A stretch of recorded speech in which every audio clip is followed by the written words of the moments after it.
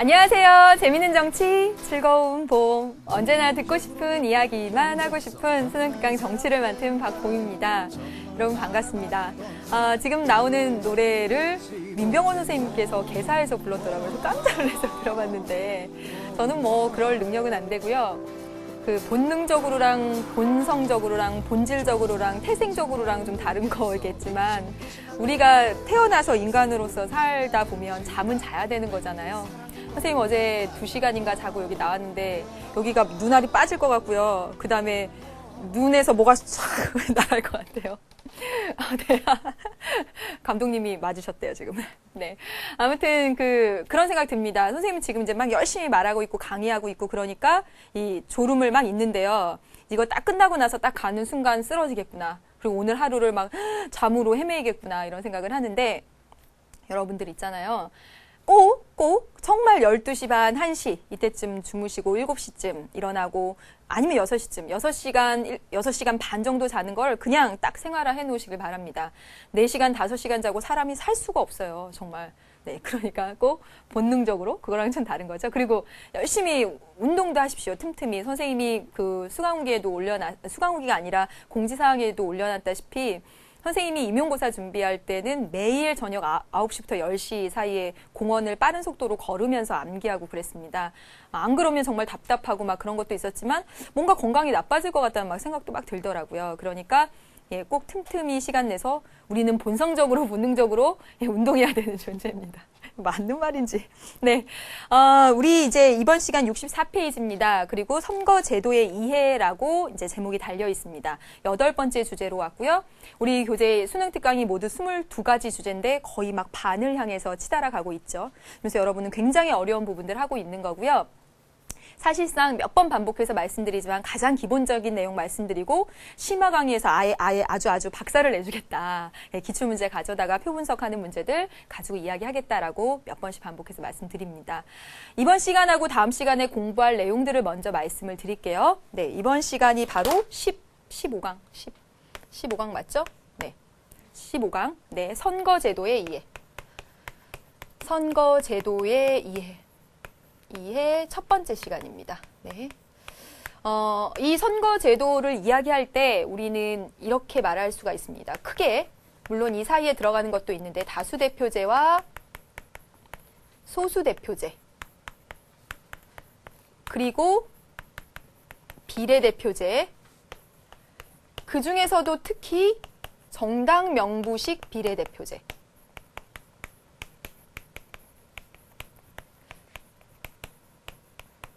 이렇게 이야기를 할 수가 있을 것 같아요. 선거제도, 대표 선출 방식에 대해서. 그리고 플러스에서 이제 우리나라의 선거, 우리나라. 이렇게 되게 되는데 이번 시간에 이 얘기들을 다 하고요. 다음 시간에 우리나라 선거 부분으로 가는 것이 선생님의 목표입니다. 네, 시간 관계상 쫙 가다 보면 이제 어딘가에서 잘릴 수도 있는데 절대로 하나도 빼먹지 말고 세세하게 하겠다는 그 약속 지키도록 하겠습니다. 그리고 또 한 가지는 이 선거제도 관련해서 기출에서 몇 문제가 출제됐는지 말하는 것이 무의미하다라고 말씀을 드리겠습니다. 사실상 우리나라 선거제도와 관련해서 지난 시간에 배웠던 소선거구제, 중대선거구제 막 섞이고요. 다수대표제, 소수대표제 막 섞이고 이거 다 버무려져서 엄청나게 많은 시험 문제들 출제됐기 때문에 절대로 한 가지만 당부드리면 포기하지 말아라. 절대로. 지금 이렇게 베이스 쌓아서 우리 개념 강의 때부터 들어왔습니다. 개념 강의에서는 선생님이 숫자 다 써가면서 뭐 더 꼭 그 개념 강의 가셔서 소선거구제, 중대선거구제 이 부분 다시 한번 보시기를 또 부탁을 드릴게요. 네, 그래서 지금 이 시간에 이 선거제도, 다수대표제, 소수대표제, 비례대표제 하는 이 부분을 이번 시간에 나가보도록 하겠습니다. 그래서 여러분 교재 64페이지에 보면 첫 번째 대표 결정 방식이라고 제목이 달려 있습니다.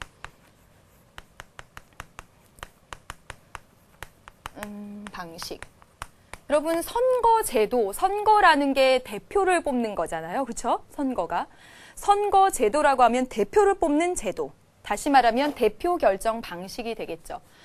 대표 결정 방식에서 우리 교재에 4가지가 나와 있습니다.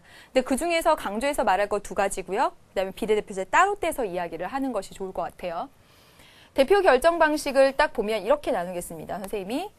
첫 번째 다수대표제 방식. 그리고 소수 대표제. 여기서 여러분들이 꼭 착각하지 말아야 될 것이 뭐냐면 여기서 말하는 이 다수, 이 소수라고 하는 것이 여러 명의 대표를 뽑는 방식이냐, 한두 명의 소수의 대표를 뽑는 방식이냐, 그걸 의미하는 것이 아니라는 거죠. 다수 대표제 할 때 이 다수는 가장 많은 수를 얻은 사람이 대표가 된다. 다시 말하면 이 다수가 최다 득표자 한 사람, 1인이 대표가 되는 이 방식, 대표 결정 방식, 이것을 다수 대표제라고 합니다. 그래서 우리가 교실에서 반장 뽑을 때 바로 다수 대표제 하고 있는 거죠.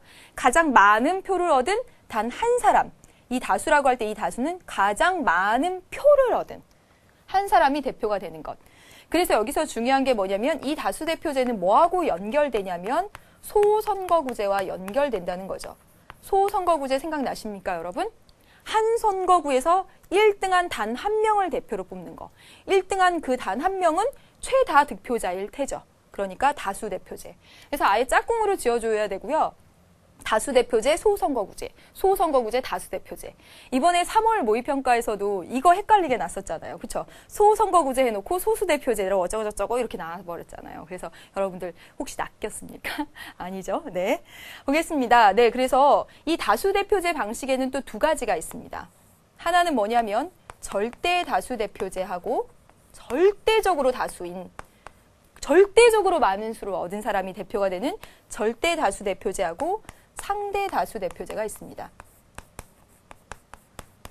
절대적으로 다수라는 것의 의미는 무엇일까요, 여러분? 그렇죠. 과반수죠, 과반수. 그래서 A, B, C가 있는데 45%, 35%, 20% 뭐 이런 식으로 했으면 45% 그 사람이 대표가 되는 것이 아니에요. 절대 다수 대표제에서는. 과반수로 얻은 사람이 나올 때까지. 다시 1, 2등 가지고 다시 해. 과반수가 나온 사람이 대표가 되는 절대 다수 대표제. 상대 다수 대표제는 상대적으로 한 표라도 많으면 대표가 되는 거예요. 그렇죠? 그래서 선생님이 옛날에 우리 반 반장 선거할 때는 이 상대 다수 대표제 했던 것 같아요. 그래서 한 명 제일 많은 표 얻은 애 반장해 이랬는데 작년에 우리 반 반장 선거할 때는 1등, 2등 나왔는데 과반수 안 돼서 다시 1, 2등 가지고 다시 하자 해서 절대 다수 대표제 했습니다. 되셨죠? 그 다음에 소수 대표제입니다. 여러분 소수 대표제는 뭐냐면 일정한 기준을 가지고 득표자를 정하는 거예요. 일정 순서로 가지고 득표자를 결정하는 거죠. 득표자를 대표로. 예를 들면 소수의 표를 얻어도 대표가 될 수 있다는 것. 1등, 2등, 3등 가서 일정 순서를 가지고 득표자를 대표로 선출하는 것. 다시 말하면 1등도 되고 2등도 되고 3등도 되는 이런 방식. 다시 말하면 적은 표를 얻어도 대표가 되는 방식. 적은 표를 얻어도 대표가 되는 방식. 소수대표제라고 하는 건 적은 표를 얻어도 대표가 되는 방식. 그렇기 때문에 어디랑 연결이 되냐면 중대선거구제랑 연결이 됩니다. 네. 중대선거구제 뭐였죠? 한 선거구에서 2명 이상, 3명, 4명, 5명, 6명 뽑을 수 있는 거. 그러다 보면 1등도 되고 2등도 되고 3등도 되고 4등도 되고 4, 5, 6등은 상대적으로 적은 표를 얻고도 대표가 됐기 때문에 소수의 표를 얻고도 대표가 된 소수 대표제 됩니다. 그래서 여러분 연결시켜서 중대선거구제, 소수대표제, 소선거구제, 다수대표제 하고 여러분 알아두셔야 되겠죠. 꼭이요. 선거구제하고 대표 결정 방식하고 짝지은 겁니다. 지금. 되셨죠? 그래서 대표 결정 방식, 다수대표제, 소수대표제 이렇게 했습니다. 이제 우리 교재에 2개 더 나와 있습니다. 직능대표제하고 비례대표제 나와 있죠. 이쪽으로 가보겠습니다. 직능대표제하고 직능대표제는 그냥 말로 설명을 드릴게요. 직업별로 한 명씩 대표를 국회로 보내는 거예요. 예를 들면 선생님 집단에서 1명, 의사 집단에서 1명, 노동자 집단에서 1명 뭐 이런 식으로 해서 국회로 보내는 겁니다. 그렇게 하면 좋은 점은 뭐예요? 교육에 대해서는 선생님 출신이 이 사람이 너무 잘 알겠죠. 그렇기 때문에 전문성이 굉장히 높아진다는 장점이 있습니다. 근데 현실적으로 이 직능대표제를 하기가 굉장히 어려워요. 어떤 직업군을 편성할 건데요? 의사, 약사 뭐 이렇게 했으면 주부 대표로 해달라 그러면 어떨 거예요? 학생 대표도 해달라 그러면 어떨 거야? 그쵸? 그 다음에 의사 대표 1명이고 그 다음에 노동자 훨씬 더 많은데 노동자 대표 1명이라 그러면 우린 2명 가야 되는 거 아니에요? 이렇게 말할 수도 있는 거잖아요. 그렇기 때문에 각양각생의 다양한 그런 직업별 단체를 선정하기도 어렵고 그 직업별 단체별로 몇 명의 대표자를 배분할지도 어려워서 실제로는 많이 쓰이고 있지는 않습니다. 장점은 방금 말씀드렸다시피 전문성이 높아진다. 직업별 대표가 의회에 진출하게 되니까. 네, 그런 장점이 있습니다. 그 다음에 이제 비례대표제죠. 비례대표제. 이 비례라는 말에 주목을 하시면 될 것 같아요. 뭐냐면 정당의 득표율, 득표수에 비례해서 의석을 주는 것. 그럼 미리 말씀드리면 이 비례대표제는 왜 등장했을까요? 네, 조금 이따 설명하겠지만 지난 시간에 했던 소선거구제 하에서 A, B, C당 생각나십니까? A당 100표로 2석, B당 100표로 2석, C당 100표로 빵석 생각나세요? A, B, C당이 다 100표씩 얻었는데 C당은 의석을 차지하지 못했어요. 즉, 그 당에 대한 득표율, 득표수에 비례해서 받지 못하고 있기 때문에 그런 것의 단점을 보완하기 위해서 비례대표제를 도입한 겁니다. 비례대표제가 너무너무 중요하기 때문에 아예 우리 교재에 따로 뗐어요. 따로 떼서 2번 비례대표제 다시 설명하겠습니다. 비례대표제 다시 한번 설명해 보죠. 지금 말씀드렸다시피 비례대표제라고 하는 것은 그 정당의 득표율 혹은 득표수에 비례해서 의석을 배분하는 거예요. 이거 비례해서 의석을 배분하는 거죠. 예를 들어서 설명하면 이런 식입니다. A, B, C, D당이 있고요. 그리고 이 각각의 정당이 40% 지지, 30% 지지, 20% 지지, 10% 지지를 받았다고 해봅시다. 득표율이 이렇다고 해볼게요. 비례대표 의원은 50명으로 정해놨습니다. 50명으로. 네, 50명으로 정해놨어요. 만약 예를 들어서 그러면 이 정당한테는 비례대표 의원 몇 명 주는 거예요? 20명. 이 정당한테는 비례해서 15명. 되시죠? 그리고 이 정당한테는 10명. D당한테는 어때요? 5명. 이렇게 배분해서 그 각각의 정당들의 득표율에 비례해서 그 원래 의석을 배분해서 나눠두는 것이죠. 그래서 정말 그 정당의 득표율과 의석률의 일치를 가지고 오는. 그럼 이런 제도들을 왜 만들었을까? 그 배경부터 한번 살펴볼게요. 네. 좀 지울게요. 네. 첫 번째 배경. 이 배경은 잘 알아두시길 바라겠습니다. 네, 배경. 첫 번째, 우리 그 소선거구제 하에서 우리나라 지금 소선거구제 다수대표제하고 이 비례대표제 같이 하고 있습니다. 그런데 소선거구제 하에서 소선거구제의 단점이 뭐라고 했었죠? 소선거구제의 단점이 소선거구제는 1등한 단 한 사람만 대표가 되고 나머지 표는 다 버려지는 표, 사표가 너무너무 많더라. 오히려 당선에 기여한 표보다 사표가 더 많은 그런 현상들이 나타나는 거예요. 여기 한번 볼게요. 만약에 예를 들어서 A, B, C, D당에 한 명씩 후보가 나왔다고 칩시다. 그러면 A당이 40% 얻었으니까 A당이 하나 가져가죠? 그러면 40%는 당선에 기여했는데 나머지 오히려 60%가 다 버려지는 표가 되더라는 거예요. 즉 소선거구제하에서 단 한 명만 대표로 뽑다 보니까 버려지는 표가 너무 많다. 사표가. 그리고 또 하나. 네. 득표율과 의석률의 의석률의 불일치가 너무너무 심하더라. 불일치가 너무너무 심하더라. 이걸 개선해 봐야겠다라고 해서 비례대표제가 등장한 겁니다. 여러분 이 득표율과 의석률의 불일치 지난 시간에도 설명드렸죠? 아까도 구두로 다시 설명드렸지만 예를 들어서 다시 하면 A당, B당, 그 다음에 C당 이렇게 있으면 50표, 50표, 40표, 30표, 20표, 10표 이렇게 하게 되면 이 C당은 A나 B당처럼 똑같이 100표를 얻어놓고 득표를 이렇게 해놓고 의석은 하나도 차지하지 못하는 그런 현상 가지고 오더라. C당에게도 그에 맞는 그에 합당한 의석을 배분해야겠다라고 해서 나타난 것이 비례대표제입니다. 됐죠? 그러면 이 비례대표제를 하게 되면 이쪽으로 갈게요. 좋은 점과 나쁜 점, 장단점 정리해 놓으셔야 될 것 같아요. 이 장단점. 반듯한가요? 이거 안 반듯한 것 같아요.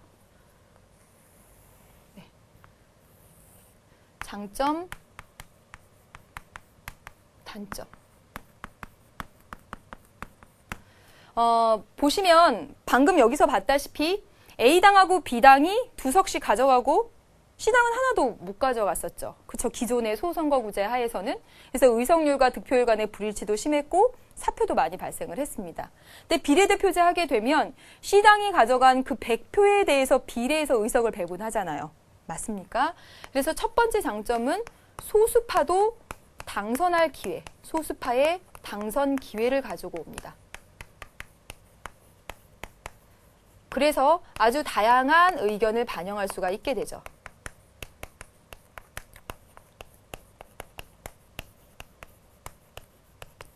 그 다음에 두 번째는 뭐냐면 정당 정치를 실현할 수 있게 해요. 정당 정치를. 무슨 얘기냐면 이쪽으로 쭉 가볼게요. 다시 한번 가보겠습니다. 50명의 비례대표를 정해놓고 난 다음에 이 비례대표를 어떻게 나누냐면 A당의 지지율 40%니까 그거에 비례해서 20.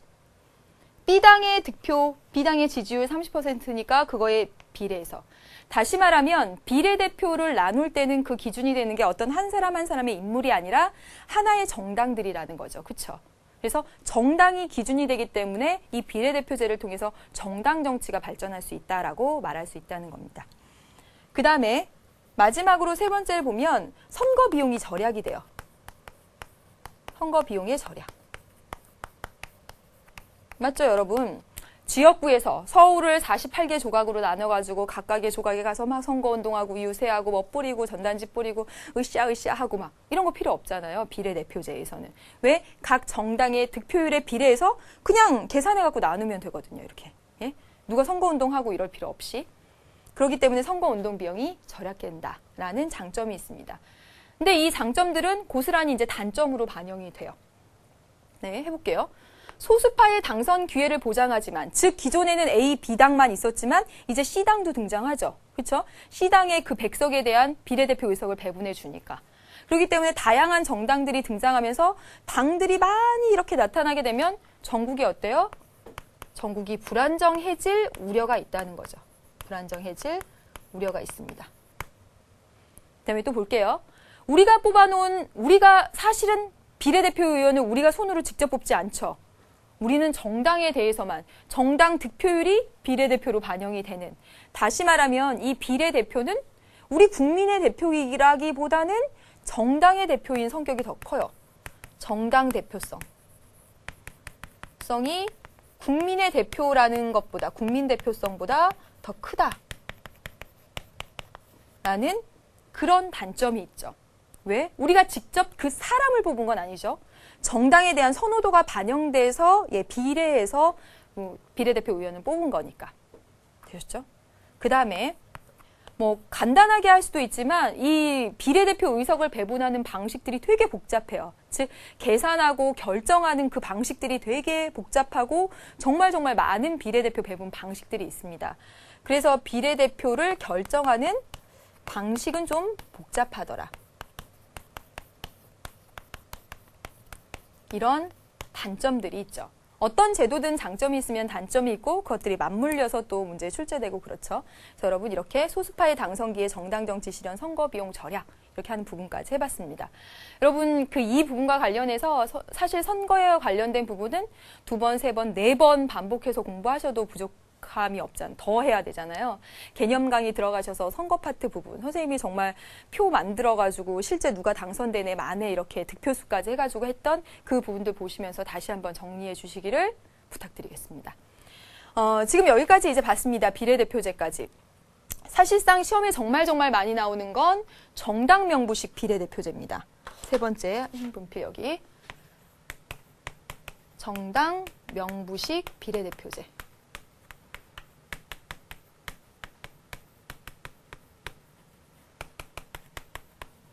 그렇다고 하면 정당 명부식 비례대표제가 뭔지를 알아야 되겠죠? 네. 먼저 이 정당 명부식 비례대표제라고 하는 것은 한 사람이 좋아하는 후보에게도 투표하고 그 다음에 좋아하는 정당에게도 투표하는 한 사람이 1인 2표를 행사해서 그것이 비례대표를 뽑는 데 반영되는 그런 선거 제도입니다. 이해 안 되시죠? 그려보면서 이야기할게요. 우리나라가 예전에는 1인 1표였습니다. 1인 1표. 국회의원 선거할 때 1인 1표였다는 말이죠. 다시 말하면 뭐냐면 선생님이 살고 있는 지역구에 출마한 그 인물, 좋아하는 그 인물, 선호 인물한테만 한 표를 던진다라는 거죠. 좋아하는 인물한테만. 그래서 우리 지역에 나온 어떤 후보에게 이렇게 한 표를 던지면 그 한 표가 어디에 반영되냐면 비례대표 의석 배분하는데 반영됐던 그런 방식이었습니다. 예를 들어서 설명을 해볼게요. 네, 제가 좋아하는 인물은 A당 출신의 AAA라는 사람, 이 사람을 좋아합니다. 그래서 내가 이 사람한테 한 표를 던지면 어떻게 되냐면 저는 AA가 좋아서 한 표를 던지죠?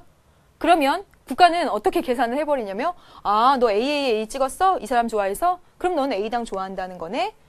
A당의 비례대표 의석을 배분하는 데 반영해버립니다. 이런 방식이죠. 제가 B당에 어떤 사람을 뽑으면 그 사람을 뽑았는데 내 표는 동시에 B당의 비례대표 의석하는데 가버린다는 거죠. 근데 이게 문제점이 뭐냐면 제가 AA라는 사람을 좋아하면서 동시에 A당을 좋아하면 이게 말썽이 없는데 나는 이 사람이 너무너무 좋은데 내가 좋아하는 정당은 진짜 좋아하는 정당은 B당이라고 해봅시다. 내가 선호하는 정당. 나는 AA가 좋다고 해서 AA를 뽑았을 뿐인데 이것이 A당의 비례대표 의석 배분하는 데 가버렸으면 내 의사랑 맞지 않는 거죠. 내가 언제 A당 좋다고 했어요? 그건 아니잖아요. 그래서 이게 무슨 논란이 있었냐면 직접 선거 논란이 있습니다. 직접 선거 위배. 맞죠, 여러분? 나는 얘를 뽑았을 뿐이고 나는 A당은 언제 좋다고 한 적 없고 실제로는 B당 좋아하고 직접 선거 위배입니다.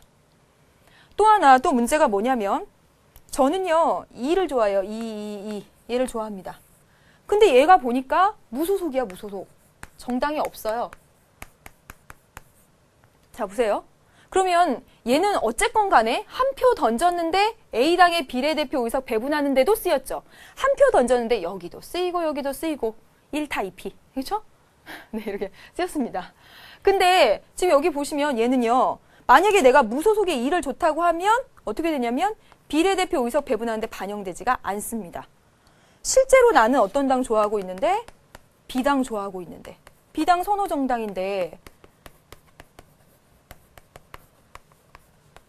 B당의 비례대표 의석 배분하는데 반영이 못된 것은 말할 것도 없고 다른 애는 그래도 그나마 A당 하는 대로 그래도 반영됐는데 나는 반영도 안 됐어요. 다시 말하면 이 사람이 던진 한 표의 가치는 여기서 한 표, 여기서 한 표에서 두 표의 가치를 지는 반면 나는 여기서 한 표하고 여기서는 반영도 안 되니까 평등선거에 위배된다. 너무 중요한 얘기입니다. 위배된다. 는 헌법재판소의 판결이 있었습니다. 결정이 있어서 이제 어떻게 했냐면 정당명부식 비례대표제에 왔습니다. 어떻게? 1인 2표제로. 그래서 어떻게 하냐면 이제는요. 여러분 이제 2012년 투표하실 때 여러분 하시겠네요. 그렇죠? 투표합니다. 여러분이 사는 지역구에 좋아하는 그 선호 인물에게 한 표. 그리고 비례대표. 즉 좋아하는 정당, 선호 정당에다가 한 표를 던질 수 있다는 거죠. 네, 이렇게. 1인 2표제. 여기 한 표, 여기 한 표 하는 1인 2표제 정당명부식 비례대표제가 되었습니다. 그래서 여러분 보세요. 이제 이럴 일은 없어졌지. 그치? 이제 이럴 일 없어졌죠? 나는 A당에 AAA 뽑고 그리고 좋아하는 정당 B당 이렇게 뽑으면 되는 거죠. 그쵸? 이거 해결됐습니다. 그리고 또 가보세요. 나는 여기서 뭐 뽑아? 예, B, 아니 B가 아니었죠? 2죠, 2 뽑고 그리고 내가 좋아하는 정당 B당 뽑는 겁니다. 자, 예전엔 여기서 내 거 반영 안 됐으니까 버려지는 표였죠. 그쵸? 근데 여기서는 어때요? 이제 버려지는 표 없습니다. 즉, 좋은 점 뭐냐면 사표 발생이 줄어듭니다. 사표 발생이 줄어든다라는 좋은 점이 있습니다. 그래서 이게 정당 명부식 비례대표제의 의미입니다. 의미. 네. 좋아하는 후보, 인물, 좋아하는 후보 또는 좋아하는 정당에 각각 한 표씩 행사함으로써 그 전에 있었던 직접선거 위배 논란, 그 다음에 그 전에 있었던 평등선거 위배에 따른 무소속을 지지하면 내 표 가치는 없어지는 거, 그것이 해소되는 그런 이제 결과를 가져왔습니다. 이제 조금만 더 설명해 볼게요. 정당 명부식이라는 거. 여러분 정당 명부식 할 때 그 명자가 이름 명자. 다시 말하면 각각의 정당들은 이렇게 비례대표 후보 명단을 미리 만들어 놓는다는 거예요. 명단을. 자, 이렇게 각각의 정당 다 A당, B당, C당 다요. 그래서 A당은 그래서 번호를 매겨 놓습니다. 1번, 2번, 3번, 4번, 5번 여기서 쭉 이렇게. 그래서 모든 정당 공이 똑같이 1번은 무조건 여자가 하게 되어 있습니다. 여자가. 그래서 박봄. A당에 전화 오는 거예요. 박봄 씨, 저희 비례대표 후보 하시겠습니까? 이렇게. 박봄 씨는 네, 여자이신데요. 나이도 26살 정말 젊으신데 지금 너무나 큰 공로를, 교육계의 공로를 하신 교육자이시니 네, 비례대표 1번 이렇게. 여자, 남자, 여자, 남자 이런 순으로 하게 됩니다, 여러분. 그래서 여기 밑에 남자, 그 다음에 여기 또 다른 여자. 예, 박봄 씨, 트윈니언의 박봄 씨, 여자. 네, 그녀의 나이 19살, 모르겠습니다. 아무튼 대중가요에 지대한 영향을 주어서 뭐 이렇게. 그래서 이렇게 쭉 하게 됩니다. 왜 여자를 홀수 번호에 올릴까요? 네, 2번까지 잘리면 적어도 여자 하나, 남자 하나. 3번까지 잘리면 여자 둘, 남자 하나. 즉 여성의 공직 진출을 늘리게 하기 위해서 이렇게 짜게 되어 있습니다. 그래서 쭉 이렇게 각각이 명부를 마련해 놓는다는 거죠. 그래서 그 선호 정당 득표율에 따라서 A당이 만약에 뭐 몇 퍼센트를 차지했다 그러면 잘라서 4번까지 이번에 당선되셨습니다. 5번까지 당선되셨습니다. 이렇게 한다는 것입니다. 실제 사례 가져다가 선생님이 이야기를 해볼게요. 네, 보세요. 지금 이게 우리나라에서 벌어졌던 A, B, C, D 2당이라고 그냥 표현을 했습니다. 그래서 지금 보시면 비례대표가 그 정당 득표율에 비례해서 뽑혔음을 알 수가 있고 그 지역에서 지역구 뽑혔습니다. 여기 지역구는 선호하는, 좋아하는 인물에 투표를 한 거겠죠. 좋아하는 인물 후보에다가 한 표를 행사한 것이고 여기 득표율은 그 좋아하는 정당에다가 한 표를 행사한 거죠. 그렇죠? 그래서 당시에 이 비례대표 의원을 이렇게 딱 다 세보면 여러분 몇 명이 되냐면 12, 하면 56명이 됩니다. 56명의 이 비례대표 의원을 A정당이 좋다고 투표한 사람이 전체 국민의 38.3%니까 38.3%를 56명으로 하면 23명 배분한 겁니다. 그리고 21명 배분했고요. 8명 배분했고 7.1% 얻은 이 정당에게는 4명 배분했습니다. 근데 지금 보면 이 당은 배분이 안 됐어요. 여러분 잘 보세요. 2.8%입니다. 2.8% 56명이면 56에 2.8 하면 적어도 한 명 넘게 되는 거니까 한 명 줘야 되는 거잖아요. 의석을. 근데 안 줬습니다. 그렇죠? 다시 그 다음에 보세요. 그래서 아무튼 이렇게 정당 한 표, 정당에 좋아하는 정당에 한 표를 행사한 것을 다 이렇게 득표율을 계산을 해서 56명이라는 이 비례대표 의원을 이렇게 정당별로 나누어 준 겁니다. 그리고 지역구는 또 따로 해가지고 네, 이 비례대표 의원이랑 지역구 의원이랑 더해서 이렇게 총 의석수가 지금 나오고 있는 거죠. 그래서 이 표를 통해서 볼 때 정당의 한 표, 후보의 한 표 하는 정당 명부식 비례대표제 하고 있구나라는 것을 알 수가 있습니다. 근데 여기서 지금 선생님이 이제 방금 전에도 얘기했다시피 지금 보세요. 2당에는 비례대표 안 갔어요. 즉 다시 말해서 뭐냐면 이 비례대표를 하게 되면 방금 전에 봤었죠. 비례대표를 하게 되면 단점이 뭐였어요? 작은 정당도 그 의석 득표율에 비례해서 의석을 반영받기 때문에 아주 작은 정당도 진출할 수 있다고. 맞죠? 그래서 작은 정당이 너무너무 많이 진출하게 돼서 전국이 불안정해질 수도 있으니까. 지금 보세요. 여기 C당 8개, 4개, 2당 그 밑에 뭐 1% 얻은 정당도 있을 거 아니에요. 막 이렇게. 정말 무수히 많은 정당들이 등장하죠. 그래서 그렇게 소수당이 막 난립하는 것을 막고자 어떻게 했냐면 봉쇄 조항을 뒀습니다. 어떻게? 정당에 대한 득표율이 3%가 안 되거나 3%가 되지 못하거나 또는 이 지역구에서 5석을 차지하지 못하면 하나도 비례대표 안 준다라는 것, 이게 바로 봉쇄 조항입니다. 끝에다 써가지고. 이 봉쇄 조항을 두는 이유는 다시 한번 말씀드리지만 소수당이 막 난립하는 것을 막기 위해서, 소수당의 난립을 막기 위해서 정당 득표율 3%가 안 되거나 지역구에서 5석을 못 차지한 이 정당에게는 비례대표를 한 석도 안 준다는 거죠. 그래서 당시에 이거 진짜 센세이셔널 했어요. 센세이셔널? 아니죠. 센세이션 했어요. 뭐냐면 사실 이 정당이 그래도 유명한 정당이거든요. 그리고 이 비례대표 1번을 정말 유명한 사람이 하고 있었거든요. 1번은 누구든지 당선된다라고 생각을 합니다. 하는데 그런데 어떻게 됐냐면 이 정당 득표율도 3%가 안 되고 지역구에서도 이긴 사람이 5명이 안 되니까 이 1번이 안 돼버린, 1번부터 안 돼버리는. 그래서 그때 완전 참패를 했습니다. 이 정당이.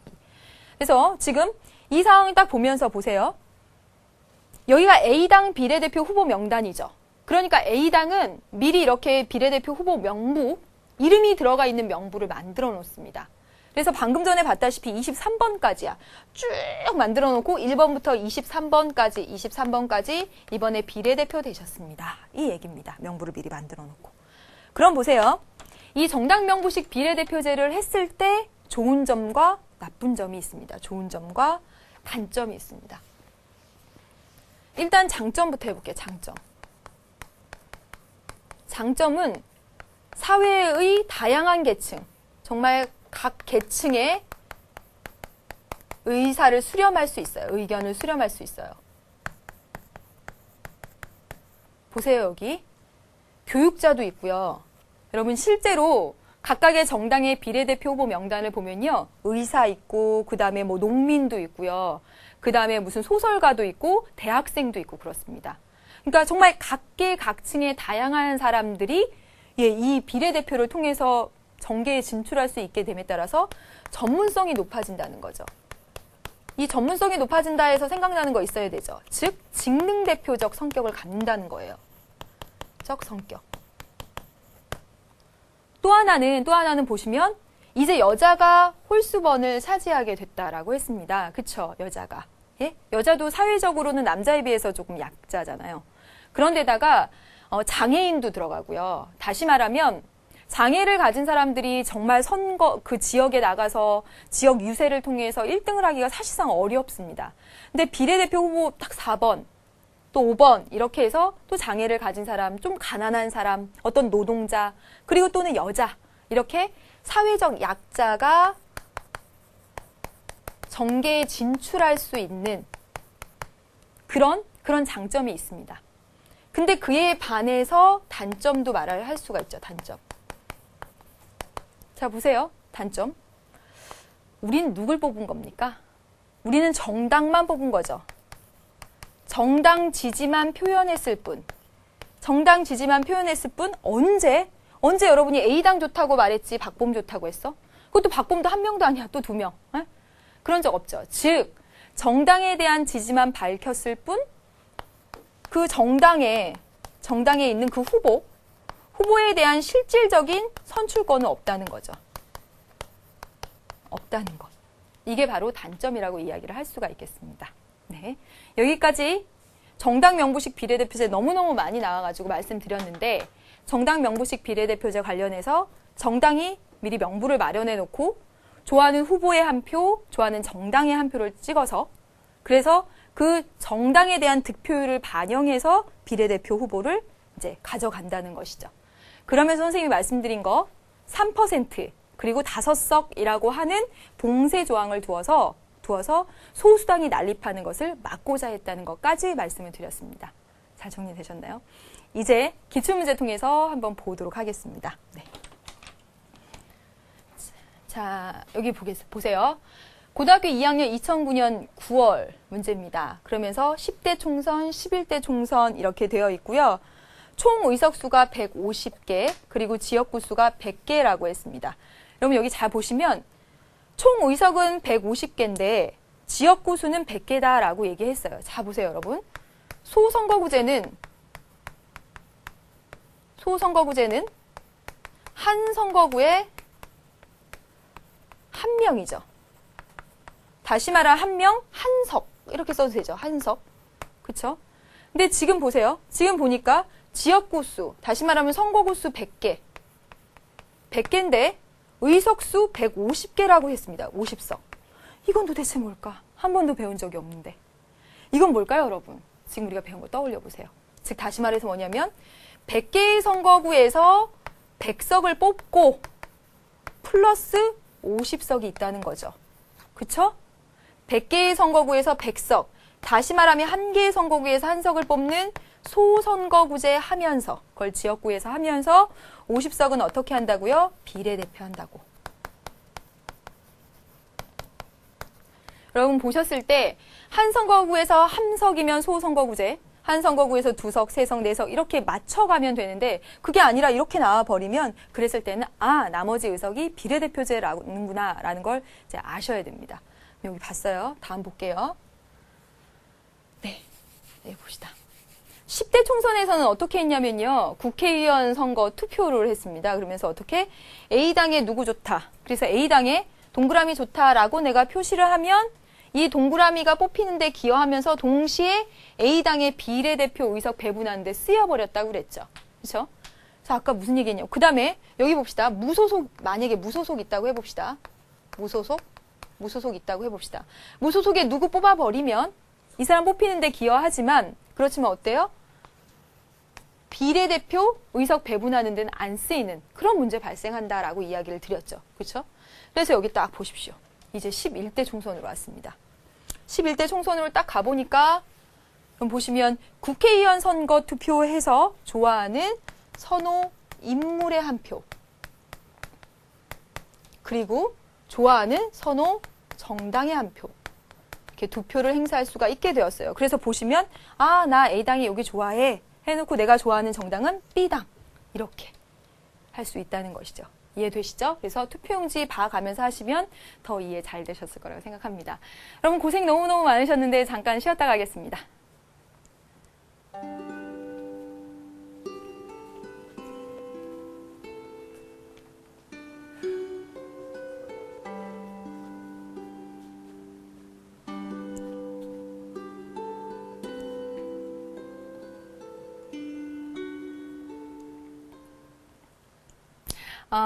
여러분 어떤 학생이 수강 후기에다가 그 마이크 샌델 교수의 제가 하버드 특강 강의를 보면서 그냥 우연히 들었는데 끝까지 놓칠 수가 없어서 끝까지 봤다라고 하는 학생이 있더라고요. 왜냐하면 우리가 1단원에서 배웠던 로크 얘기를 저 교수님이 하시더라. 그래서 배웠던 거 나오니까 막 이렇게 주의 있게 막 이렇게 듣게 되었다라고 말을 하더라고요. 선생님도 그 강의 봤거든요. 근데 선생님이 저 교수님의 강의를 보면서 느낀 건 끊임없이 대화하고 소통하고 이렇게 하는 거예요. 그렇죠? 학생들한테 물어보고 그럼 왜 그러냐 다른 학생 이야기해보라고 그러고 그러면서 대화하는 가운데서 정답 또 진리 또 이야기할 거리들을 막 찾아내는데 와 정말 감동받았습니다. 근데 선생님은 칠판에다 이렇게 열심히 이거 시험에 나온다 이렇게 쓰면서 사실 마음이 좀 그런 것들이 사실상 좀 있었어요. 그래서 어떻게 하면 저런 강의를 할 수 있을까 막 이런 생각을 하면서 정말 대단한 분이다라고 생각이 들어서 소개를 했습니다. 여러분들 이제 오늘 지금까지 선거제도 이런 거 가지고 투표용지 만들어가면서 막 이렇게 하면 재밌겠다라는 생각이 또 문득 드네요. 네, 여기까지 한 내용들 여러분 그 65페이지 필수자료 1번 그리고 기출문제 보면서 아니군요. 내용 정리부터 먼저 하고 그다음에 필수자료로 넘어가서 보도록 하겠습니다. 자, 보세요. 우리 교재에 나와 있는 것 그대로 대표 결정 방식 아까 시작부터 했지요. 그러면서 다수대표제하고 크게 소수대표제로 나눌 수 있다. 다수대표제는 여러 명이 대표가 아니라 가장 많은 득표수를 얻은 그 한 사람이 되는 것. 그래서 가장 많은 1등 한 사람, 그래서 소선거구제와 결합한다라고 했습니다. 그래서 절대다수 대표제, 상대다수 대표제라는 것 나와 있고, 실제로 기출문제 보시면 절대다수 대표제, 상대다수 대표제에서 시험 문제 나온 적도 있습니다. 네. 그다음에 소수대표제는 한 선거구에서 두 사람 이상을 선출하는데 득표 순으로 해가지고 일정 수의 득표자가 되는, 일정 득표 순으로해서 일정 수가 당선되는 1등, 2등, 3등, 4등, 5등 이렇게 당선되는, 그렇기 때문에 상대적으로 적은 표를 얻어도 당선자가 된다고 해서 소수대표제라고 이야기를 하고 중대선거구제와 결합한다라고 여러분 꼭 기억해 놓으시길 바랍니다. 이것 짝꿍은 아주 기본이에요. 다수대표제, 소선거구제, 소수대표제, 중대선거구제. 아주 기본적인 짝꿍입니다. 네. 직능대표제 말씀드렸었죠? 예, 다양한 직능단체에서 대표자를 올려보내는 건데 이 전문성이 있다라는 측면에서 장점이 있지만 현실적으로 시행하기에 곤란한 점들이 많이 있다라고 말씀을 드렸습니다. 그리고 비례대표제, 정당별 득표 수나 득표율에 비례해가지고 의석을 배분하는 것이라고 해서 이 부분 너무너무 중요하기 때문에 다음에서 또 얘기가 되죠. 알겠습니다. 비례대표제를 도입한 배경은 소선거구제, 다수대표제, 짝꿍이죠. 하에서 1등한 단 한 사람만 대표가 되니까 뭐가 많아요? 네, 사표 발생이 너무너무 많다는 것. 그래서 심지어는 당선에 기여한 표보다 사표가 훨씬 더 많은, 당선에 기여한 표 30%, 나머지 70%다 사표. 이렇게 후보가 많아지면 그렇게 되겠죠? 그런 문제가 생기더라. 그리고 그 정당에 대한 득표율과 의석수가 일치하지 않는다라는 것도 여러분 알아두시면 되겠습니다. 그리고 비례대표제 장단점 여러분 자 보세요. 자, 비례대표제 하게 되면 아주 다양한 계층과 그런 세력의 의사가 의회 의석수에 비례해서 들어가게 되는 거죠. 그래서 정말 이렇게 조그만 정당도 비례해서 이렇게 의석을 배분받게 되니까. 그래서 소수파의 당선 가능성 높아져서 다수당의 횡포도 견제할 수 있는 그런 장점이 있습니다. 그리고 개인보다 어떤 정당을 보고 정당 위주로 투표가 되기 때문에 정당 정치 발전한다고 그랬고요. 그 지역구에서 뽑는 것에 비해서는 선거 비용이 적게 든다고 이야기를 했습니다. 또 하나, 요즘은 그런 거 별로 없지만요. 예전에는 어땠냐면 비례대표 1번, 2번 아마 할 때 1번을 좀 정당에서 높은 사람, 이런 사람들이 차지했어요. 그래서 1번 하면 당선될 가능성이 되게 크잖아요. 그래서 정당 간부의 당선을 확보할 수 있다라는 그런 장점? 이렇게 정당이 유지되기 위해서는 간부가 계속 당선이 돼야 되니까 그런 측면에서는 장점이라고 할 수가 있겠네요. 근데 단점은 아주 작은 정당들까지 의석 배분을 받게 되니까 불안정이 초래될 수 있다. 그 다음에 그 당선자가 정말 우리의 대표냐 아니면 정당의 대표냐. 정당에서 순서 매겨가지고 딱 했으니까 그런 문제 있더라. 그 다음에 정당 간부 특거나 이거랑 맞물려서 장단점이 가는 거죠. 그 다음에 유권자와 당선자의 관계가 멀어질 수 있다. 같은 맥락에서 우리가 정당에 대한 득표율을 기준으로 해서 뽑아버리니까 사실 우리가 그 사람을 뽑은 건 아니잖아요. 그렇죠? 그 다음에 결정 방법이 되게 복잡하다. 계산하고 이런 거 여러 가지 방법들이 있다라고 말씀드렸습니다. 이제 마지막이네요. 정당 명부식 비례대표제. 후보자와 정당을 분리하지 않고 한꺼번에 투표하는 그 1인 1표제 방식에 따른 그 문제가 있었다고 했죠. 직접 선거 위배, 그 다음에 평등 선거 위배라는 것. 그게 있어서 유권자의 지지 후보와 지지 정당이 다른 경우에 또 무소속의 후보를 지지한 경우에 그런 말썽들이 생겼다라고 했습니다. 그래서 어떻게 했냐면 지역구 후보자에게 한 표, 정당에 한 표, 후보, 선호하는 후보에 한 표, 선호하는 정당에 한 표를 행사하여서 이 정당이 얻은 득표율에 따라 비례대표 의석을 배분하는 것 방식으로 바뀌었다라고 말씀을 드렸죠. 그래서 유권자의 의사 정확히 반영하니까 직접 선거 구현할 수 있다. 맞죠, 여러분? 제가 B 후보 좋아하면서 A당 이렇게 뽑아도 되고 A 후보 좋아하면서 B당 이렇게 뽑아도 되고 무소속 후보 하면서 C당 이렇게 뽑아도 되니까 직접 선거. 그리고 무소속 후보를 지지한 유권자의 표가 비례대표 의석 배분에서 이제 배제되지 않죠. 무소속 지지하고도 내가 좋아하는 정당 뽑을 수 있으니까 그 표 같이 살아나죠. 그래서 사표가 줄어든다까지 굉장히 중요한 내용들을 하고 있습니다. 그러면 65페이지, 숨가쁘게 가고 있네요. 네, 65페이지 필수 자료 보겠습니다. 13대에서 17대까지 총선 결과를 보면 유권자의 지지를 가장 많이 받은 정당은 받은 정당은 득표율에 비해 여러분 교재는 맞죠? 그렇죠?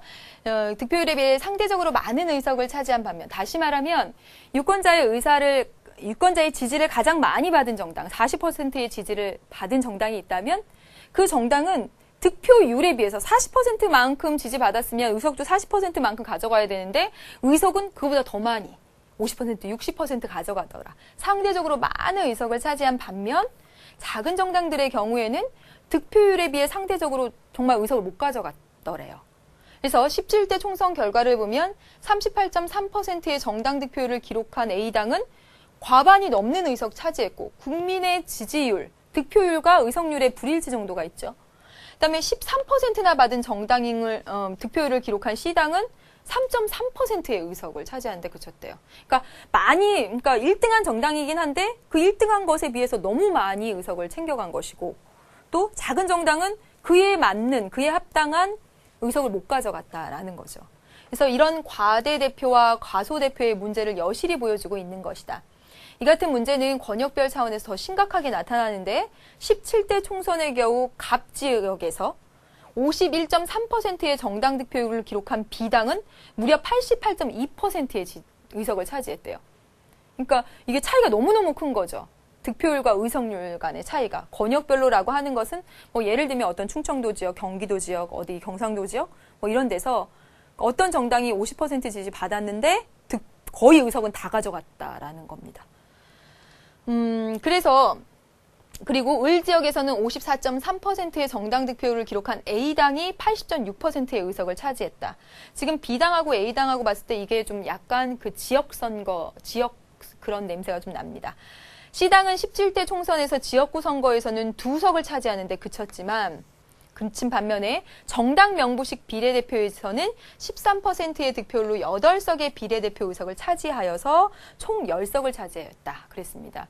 이게 바로 민주노동당 이야기가 되는데 다시 말하면 지역구에서는 2석밖에 못했지만 정당 명부식 비례대표제에 따라서 좋아하는 정당의 투표에서 그 결과에 따라 의석을 배분해 보니까 정말 작은 정당이었던 이 C당이 비례대표는 많이 가져가게 돼서 소수의 목소리도 이렇게 나오게 되었다라는 이야기가 됩니다.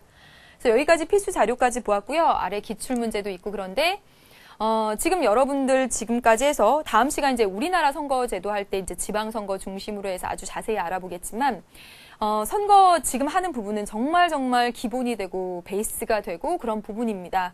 이 부분들 이거 아무리 공부해도요 막상 시험 문제지 보면 모르겠어요 이런 학생들 되게 많거든요. 그건 기출문제를 철저히 분석하고 나오는 패턴, 유형 이런 것들을 아주 자세히 분석을 안 하셨기 때문에 나타나는 것일 수도 있습니다. 그래서 여러분 몇 번 말씀드리지만 심화 강의에서 기출문제 가져다가 표를 완전히 분석해 보도록 하겠습니다.